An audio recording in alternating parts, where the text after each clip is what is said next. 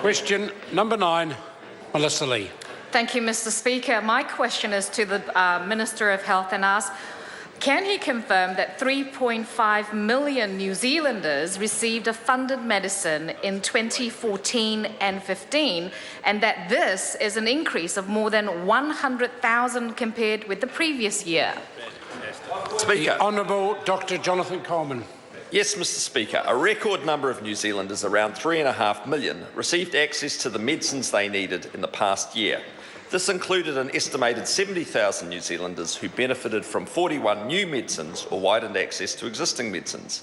During the year, Pharmac concluded new supplier agreements for new medicines to treat dementia, chronic obstructive pulmonary disease, asthma and multiple sclerosis.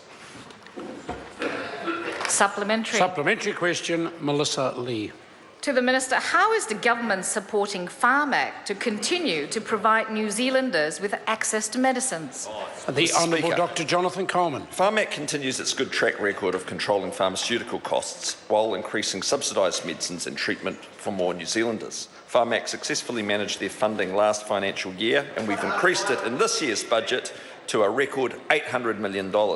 This means that since 2008, National is spending nearly $150 million per year more on giving New Zealanders access to the medicines they need. Supplementary question, the Honourable Annette King. Can he confirm he received advice from Pharmac that if they did not receive the $11 million increase they asked for in their funding bid for this last budget, they would be unable to meet ministerial expectations of $11 million investment in new medicines each year? The Honourable Dr. Jonathan Coleman. That's very much the nature of budget discussions, but that's not how it turned out.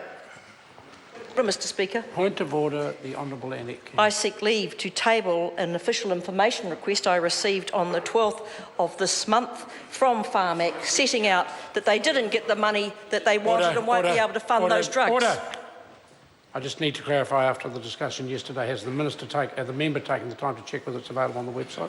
No, Mr. Speaker. It was to me. It wasn't to anybody else. It was an OIA to me. On the assumption that it may not be at this stage available on a website, I'll put the leave sought to table that particular OIA response. Is there any objection?